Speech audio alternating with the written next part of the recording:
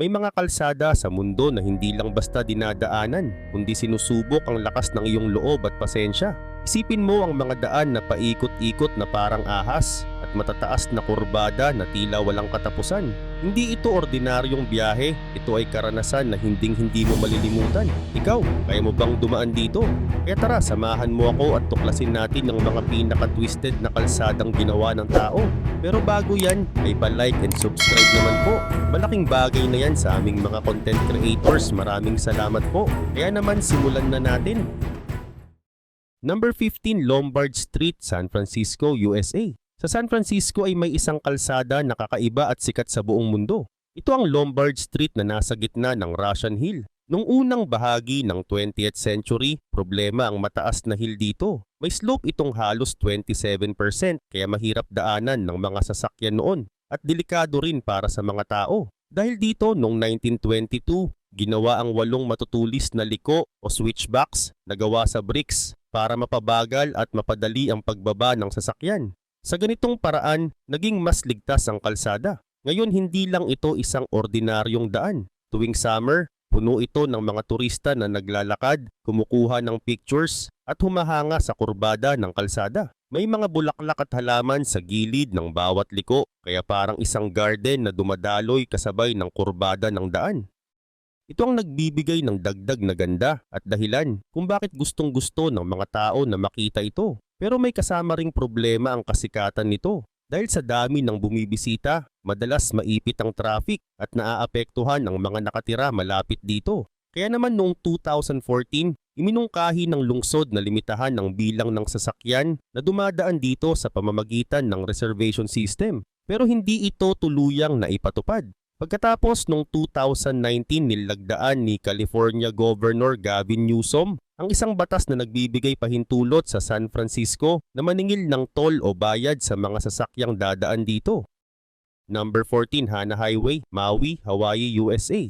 Ang Hana Highway sa Maui, Hawaii ay isang kakaibang kalsada na hindi lang basta dinadaanan kundi isa ring mahabang karanasan. Umaabot ito ng mahigit 64 miles sa baybayin ng hilagang silangan ng isla. Habang binabaybay mo ito, makikita mo ang luntiang gubat, matataas na bangin, dumadaloy na mga falls at ang malawak na karagatan na tila walang hanggan. Ang kalsadang ito ay kilala dahil sa sobrang dami ng curve at tulay. Mayroon itong mahigit 600 na kurbada at halos 59 na tulay. At karamihan sa mga ito ay makikitid at tig-isang sasakyan lang ang kasya. Nagsimula itong itayo noong dekada ng 1920s at natapos noong 1930s. Noon ginawa ito upang magkaroon ng mas madaling daan papasok sa bayan ng Hana na dati ay hiwalay at mahirap puntahan dahil sa lupain ng Maui. Mula noon hanggang ngayon nanatiling mahalaga ang Hana Highway. Para sa mga taga-Hana, ito ang pangunahing daan na ginagamit sa araw-araw. Pero para sa mga bumibisita, isa itong lugar na puno ng ganda at hamon. Hindi ito daan para magmadali.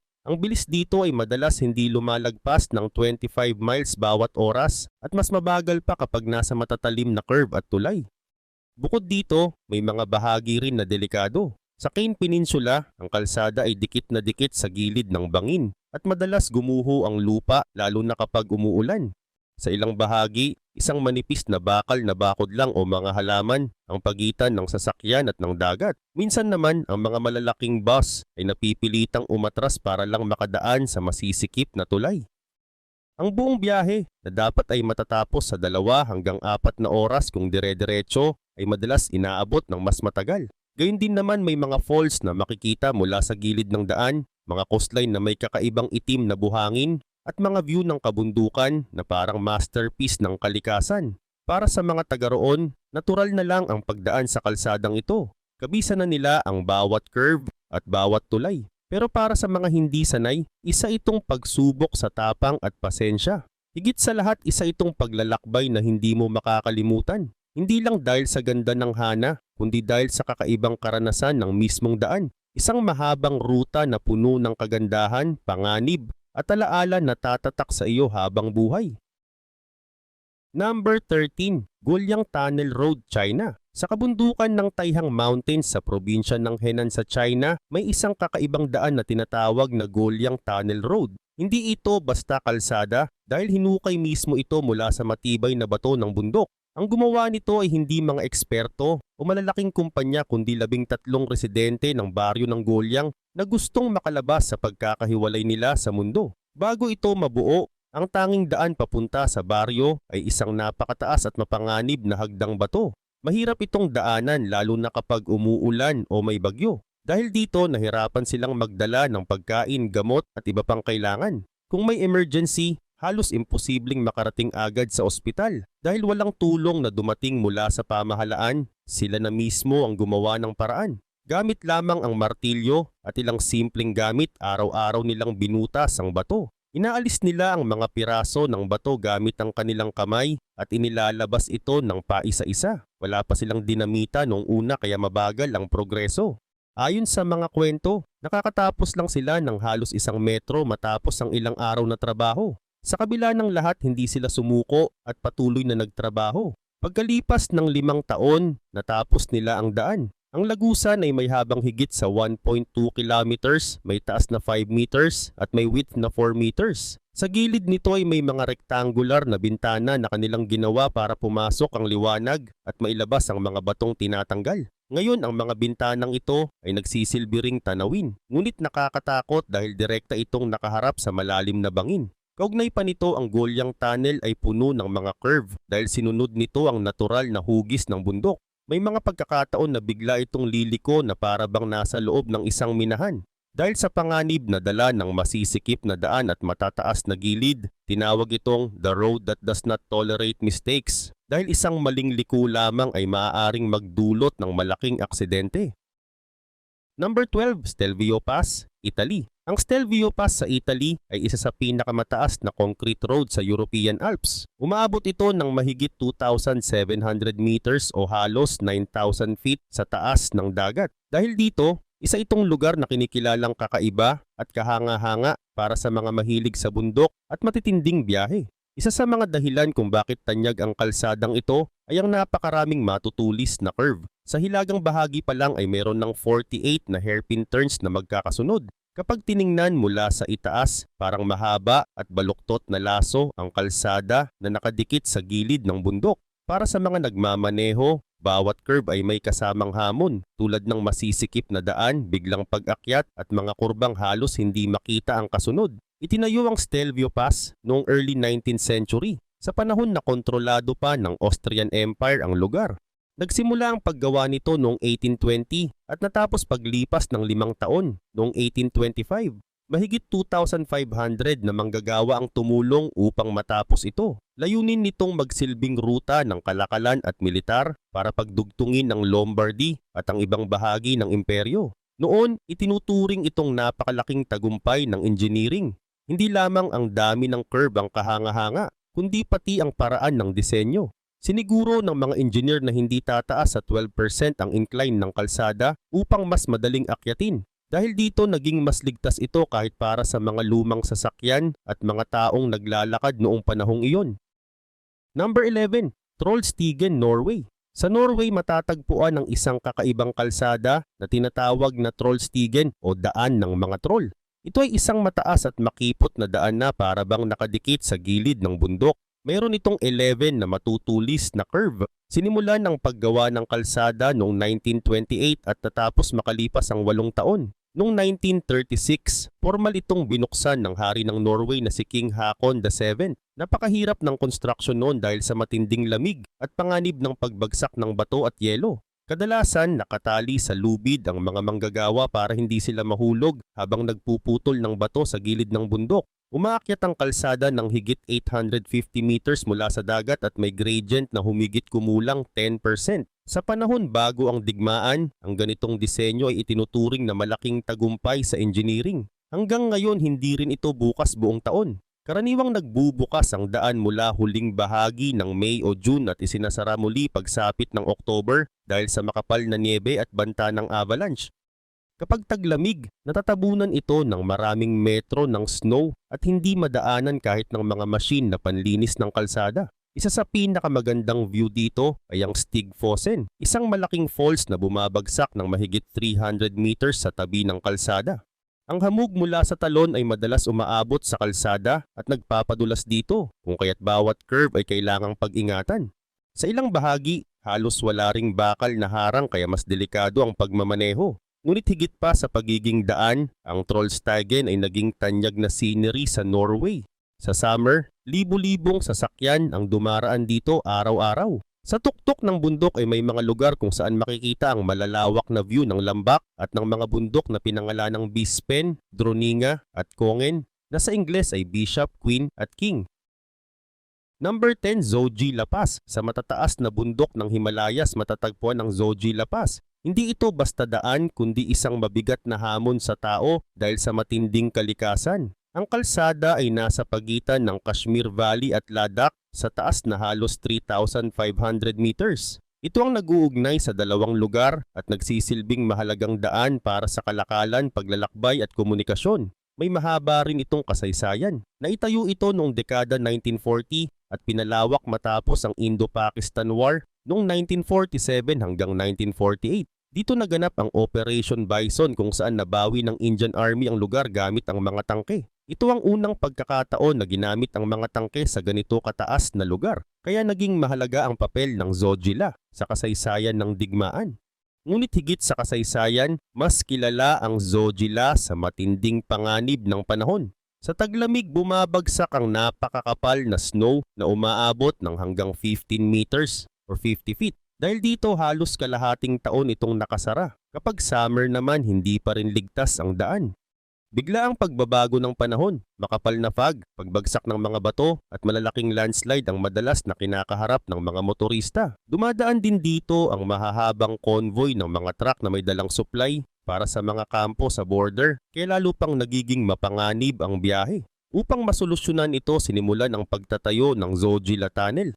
Ito ay may habang 14 kilometers at inaasahang magiging pinakamahabang 2-lane tunnel sa buong Asia. Kapag natapos, magiging posible ang biyahe sa buong taon kahit gaano pa kalakas ang snow o kalupit ang klima. Mayroon din itong mga safety features tulad ng ventilation, CCTV, emergency exits at mga ilaw para sa mas ligtas na pagdaan.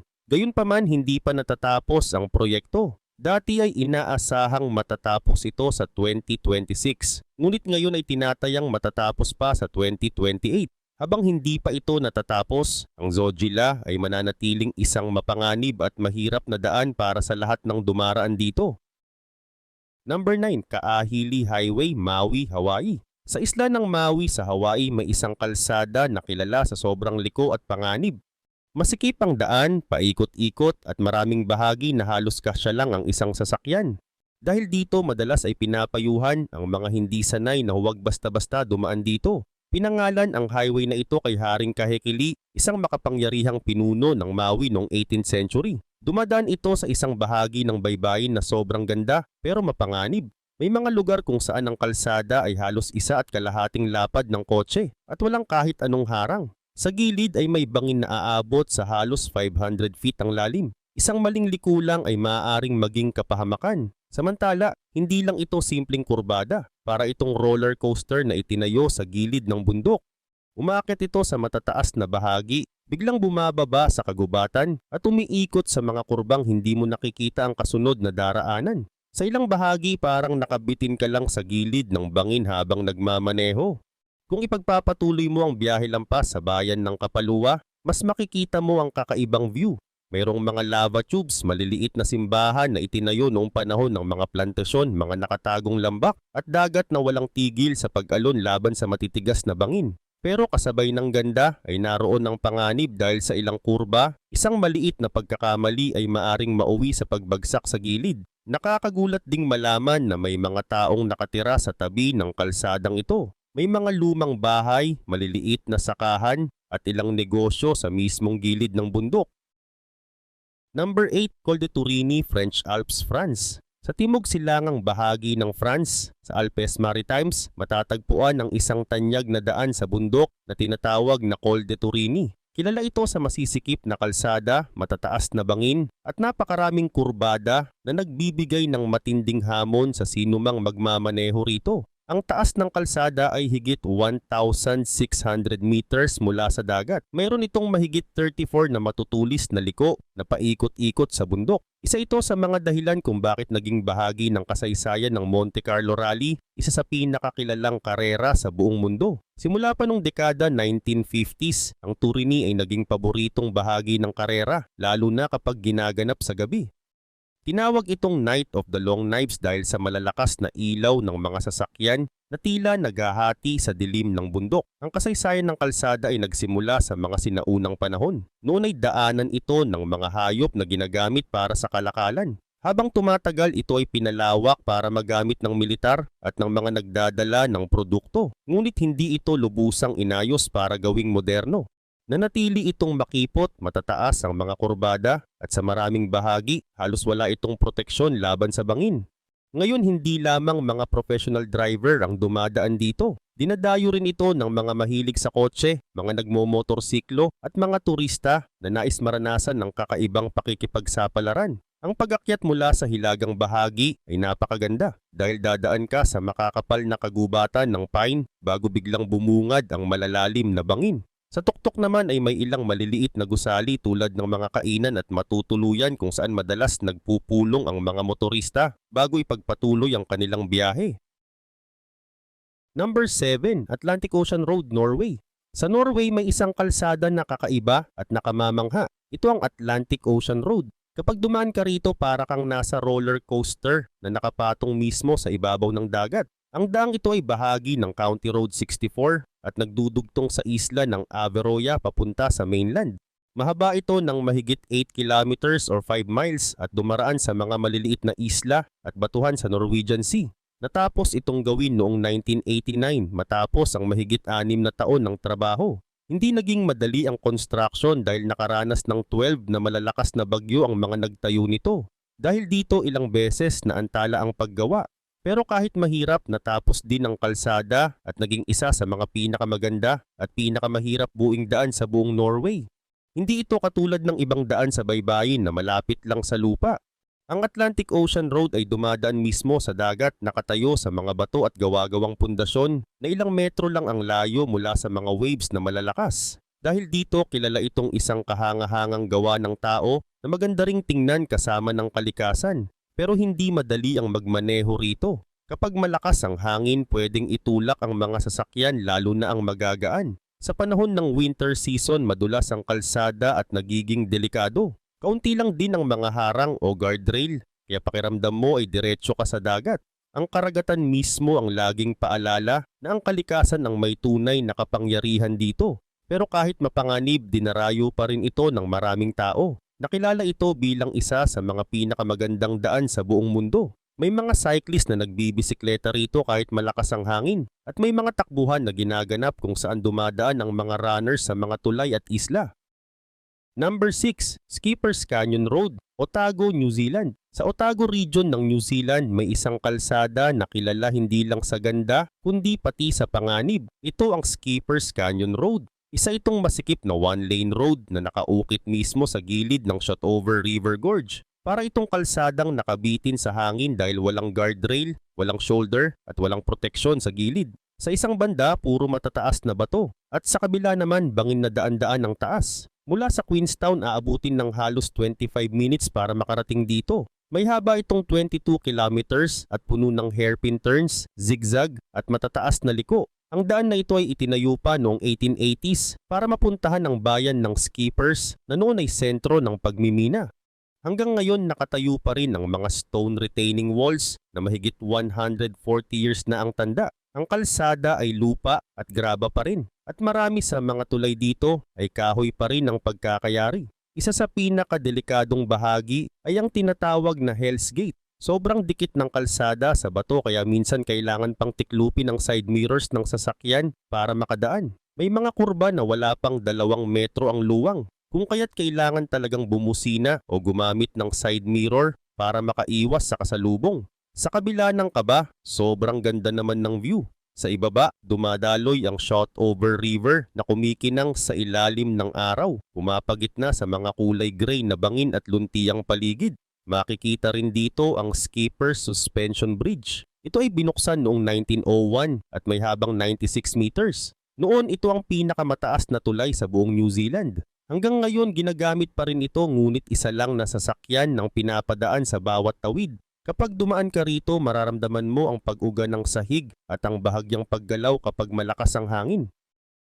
Number 5, Yungas Road, Bolivia. Sa Bolivia may isang kalsadang kinatatakutan at hinahangaan sa parehong dahilan. Ito ang Yungas Road na mas kilala bilang Death Road. Isa itong masikip na kalsadang nakadikit sa gilid ng matataas na bundok. Ang haba nito ay mahigit 60 kilometers at puno ito ng liko, mapanganib na kurbada at mga kalyeng halos hindi makita ang kabila. Itinayo ang daan sa panahon ng Chaco War. Gawa ito ng mga bilanggo na pinilit magtrabaho. Sa loob ng maraming taon, ito ang pangunahing daanan ng mga bus, truck at mga tao mula sa lungsod ng La Paz patungo sa mas mababang bahagi ng kagubatan. Pero napakadelikado ng pagkakagawa nito. Sa ibang parte 3 metro lang ang width ng daan, walang harang o guardrail at sa tabi ay isang bangin na halos 600 meters ang lalim. Dahil dito tinatayang 2 hanggang 300 katao ang namamatay taon-taon nung pinakadelikadong panahon nito. Isa sa pinakamalalang aksidente ay noong July 1983 nang isang bus ang nahulog sa bangin at umabot ng higit 100 tao ang namatay. Number 4, Al-Hada Road, Saudi Arabia. Ang Al-Hada Road sa Saudi Arabia ay isa sa mga pinakakilalang kalsada sa buong bansa. Kilala rin ito bilang Route 15 at matatagpuan sa pagitan ng Mecca at Taif. Bago pa man ito naging modernong daan, ginagamit na ito ng mga caravan ng camel ng mahigit 1,000 taon, kung kaya't isa itong bahagi ng historical route. Noong kalagitnaan ng 20th century, nagsimula ang paggawa ng kalsada para sa mga sasakyan at ilang ulit itong pinalawak at inayos hanggang sa naging anyo na mayroon ngayon. Ang haba ng kalsadang ito ay halos 87 kilometers at umaabot sa taas na 2,000 meters mula sa dagat. Dumadaan ito sa matataas na bundok at may mahigit 90 na matatalim na liko. Maraming bahagi nito ang paikot at paikot na parabang sinusundan ng bawat kurbada ng bundok. Number 3, Tianmen Mountain Road, Hunan Province, China. Sa probinsya ng Hunan sa bansang China ay matatagpuan ang isang kakaibang kalsada na kilala bilang Heaven Linking Avenue o Tianmen Mountain Road. Ito ay hindi pangkaraniwang daan dahil para itong hagdang pataas patungo sa langit. Mula sa foothill ng bundok, ang kalsadang ito ay umaakyat ng higit 1,000 at 100 metro sa loob lamang ng 11 kilometers. Mayroon itong 99 na matatalim na liko na bawat isa ay may sariling hugis. Ang mga kurba ay sadyang ginawa upang masunod ang hugis ng bundok. Para sa mga Chinese, ang bilang na siyam ay tanda ng swerte at walang hanggan, kung kaya't ang 99 na liko ay naging simbolo ng pag-akyat patungo sa langit. Samantala, nagsimula ang paggawa ng kalsadang ito noong 1998 at natapos noong 2005. Number 2, Transfagarasan, Romania. Ang Transfagarasan sa Romania ay isang kakaibang kalsada na puno ng liko at matataas na bundok. Umaabot ito ng halos 90 kilometers or 56 miles sa gitna ng Southern Carpathians. Tinagurian itong isa sa mga pinakamaganda at pinakanakakatakot na kalsada sa mundo dahil sa dami ng hairpin turns, mahahabang kurba at mga tunnel na dumadaan mismo sa bato. Itinayo ang kalsadang ito noong dekada 1970s. Inutos itong ipagawa bilang military route ni Nicolae Ceausescu matapos ang invasion ng Czechoslovakia noong 1968. Natapos ang construction mula 1970 hanggang 1974. Hindi naging madali ang paggawa nito dahil mataas ang mga bundok at delikado ang trabaho. Ayon sa official record, may 40 na manggagawa ang namatay. Pero sabi ng iba, daan-daan ang tunay na bilang ng mga nasawi. Samantala, habang umaakyat ka sa kalsadang ito, bawat liko ay mas nagiging matindi at bawat kurba ay tila sinusubok ang iyong kakayahan sa pagmamaneho. Sa pinakamataas na bahagi, umabot ito ng mahigit 2,000 meters at makikita ang Balya Lake, isang malaalamat na scenery na napapalibutan ng bundok at snow. Mula roon, bumababa ang kalsada na parang ahas na nakapulupot sa bundok na may mga view na nakakahilo pero sobrang ganda. Number 1, Road of 99 Curves, Hokkaido, Japan. Sa silangang bahagi ng Hokkaido sa Japan may isang kalsada na kakaiba. Tinatawag itong Road of 99 Curves o Bihoro Pass. Dumadaan ito sa National Route 243 at nagdurugtong sa bayan ng Bihoro at Teshikaga. Ang daan ay umabot ng humigit kumulang 11 miles at kilala dahil sa dami ng liko. Mayroon itong 99 na kurba na sunod-sunod na nakapwesto sa bundok. Para sa mga mahilig magmaneho, lalo na sa motorsiklo, ang daan na ito ay parang pagsubok ng kakayahan at tiyaga. Ngunit hindi ito dapat ipagwalang bahala. Kapag malakas ang ulan o nagyayelo, mapanganib ang ruta. Dahil dito, laging pinaalalahanan ang mga driver na mag-ingat at umiwas kung hindi kailangan. Gayunman marami pa ring pumupunta rito, lalo na tuwing panahon ng autumn season. Kapag nagbabago ang kulay ng mga puno sa red, orange at gold, bawat kurba ay nagiging bagong scenery. Isa sa mga pinakatampok na bahagi ng kalsada ay ang viewpoint sa taas ng Bihoro Pass. Dito pansamantalang nagiging diretso ang daan at makikita ang napakalawak na view ng Lake Kusharo, ang pinakamalaking caldera lake sa Japan. Kapag maliwanag ang panahon, tanaw din ng Mount Ayo, Mount Shari at ang Tokachi Mountain Range. May mga pagkakataon din na bumabalot ng makapal na ulap ang lawa tuwing umaga. Tinatawag ito ng ilan bilang Sea of Clouds at nagbibigay ng view na parang galing sa isang panaginip.